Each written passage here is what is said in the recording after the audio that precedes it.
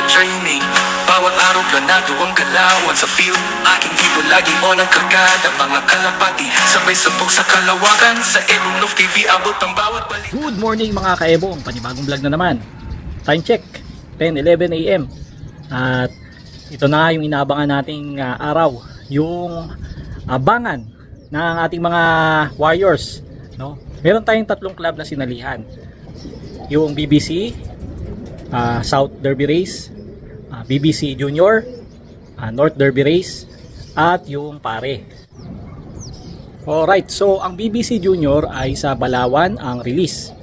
Tapos yung Pare ay sa Tagudin, Ilocos Sur ang release. So second lap pareho. Ayan. Sa ngayon yung speed ng ibon natin naglalaro sa 900 to 1,000. Ayan. So maaga yata nag-release yung Pare. So mga 900 na lang speed ng ibon natin doon. Ayan. So pag check ko kanina, mga 400 to 500 pa lang yung nag-clock at wala pa yung sa palit. Siguro nahirapan yung mga ibon. Sobrang init na siguro. No? So kaya medyo mabagal yung speed, no? Tapos yung sa south naman, yung pinakaabangan natin, yung Calbayog release, nag-release na kanina mga bandang siguro 6:45. No, mamaya pa yung uwi nun, mga hapon pa. So yung north muna ang focus natin. So yun ang abangan natin ngayon. Kaya antay-antay lang muna tayo. Alright. So habang nag-aabang, kumakain na rin tayo ng almusal. Ayan, palitaw na may asukal na pula. Sarap. At saka black coffee. Ayan. Almusal tayo mga kaibong. Ayan, so habang wala pa yung ibon natin, shoutout time muna. So meron tayong dalawang shoutout ngayon. Si Idol Eric Ann Sarmiento. Nakilala ko siya nung nagtotos ako sa Concepcion, doon sa may San Juanico Bridge. So shoutout sa iyo Idol, at God bless sa iyo, at sana magkita tayo ulit. At shoutout din kay Straw Hat D Loft. Yan, shoutout sa iyo Idol. Yan, mga kaibong, meron tayong isang ibon, BBC yung dumating, BBC Junior. Yung ito, ipakita ko sa inyo. Ayan, BBC nating ibon. Unang ibon, first dropper natin. Ayan, MPFL yung ring. Ito, laging nanggugulat ito eh. Itong ibon na to, unpredictable.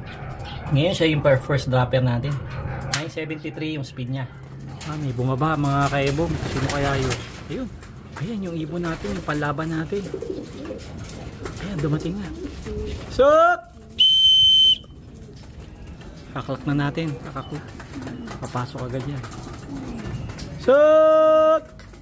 Shoot! Alright mga kaibong, ito yung pangalawang ibon natin. Itong brown. Ayan. Naglagay ako ng konti pagkain. Kumain na sila. Pagdating pa lang, kumain na. Gutom na gutom. Pamukhang pagod. Yan, yung ibon natin, yung brown. Yan yung second dropper natin. Ito, mukhang may dalawa tayo. May dalawa na namang dumating. Ayan, ito. Isa lang. May kasabay eh. Shoot! Shoot! BBC rin to. BBC Junior. Shoot! Shoot! Yun, oh. Shoot! Yun, yung kapatid ng palaban natin. Shoot! Alright guys, ito dumating yung isang third dropper natin. Yun. Yan, yung minom, blue bar. Yan. Kapatid yan nung kalawang na second dropper natin. So lima yung ibon natin sa BBC Junior, kaya 3 out of 5 tayo sa ngayon. So may dalawa pa tayong inaantay. Tapos yung ibon natin sa Pare hindi pa umuwi. Ayun. Half sister nila yun eh. Hindi pa umuwi. So abangan natin, baka dumating na yun. Medyo mahirap yung karera sa North. Napakainit ng panahon. Yung unang ibon natin, may putik yung paa. So ibig sabihin tumukod yun. Uminom muna. So buti nakatatlo pa tayo. Hirap. Second lap pa lang, patayan na. So, dalawa pa inantay natin sa BBC Junior tapos isa sa pare. Good afternoon mga kaebong. Time check. Ayan, 5:25 PM. Wala pa yung ibon natin. Ang cutoff ay around 6:30 kung di ako nagkakamali, 6:30. So, may isang oras pa tayo para magantay. Naku, mukhang hindi yata makakauwi yung ibon natin. Pero may isang oras pa. So hangga't hindi pa naka-cut off, may pag-asa pa. So dati na umuwi yung ibon natin ng mga mga 5:10 PM. Halos pa cut off na nung dumating. Ngayon masusubukan kung talaga matibay yung ibon natin, no? Kalbayog Samar, napakalayo nun eh. So base do sa result ng clock ng sa Yona, marami na ring nag-clock. Mahigit, hindi ako nagkakamali, 500 na yata eh. So marami na yung mga usual na mga magagaling dito sa atin sa palit, nakauwi na yung ibon nila.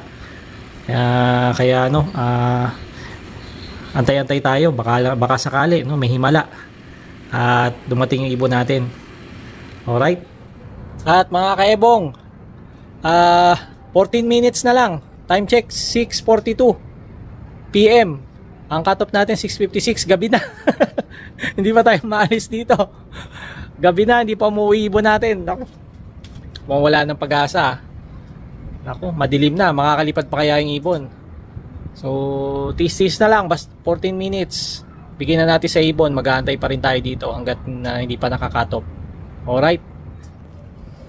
At ayun na nga, mga kaebong, cut off tayo. Hindi pa umuwi yung ibon natin.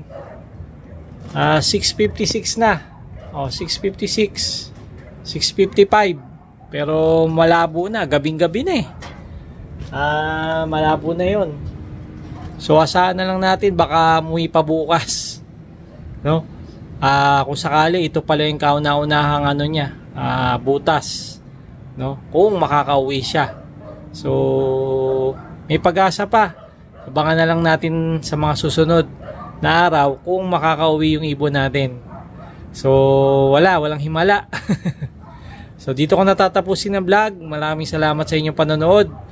Muli ito ang inyong nerbyosong pansier, Ebong Love TV. Keep safe, God bless. Good night.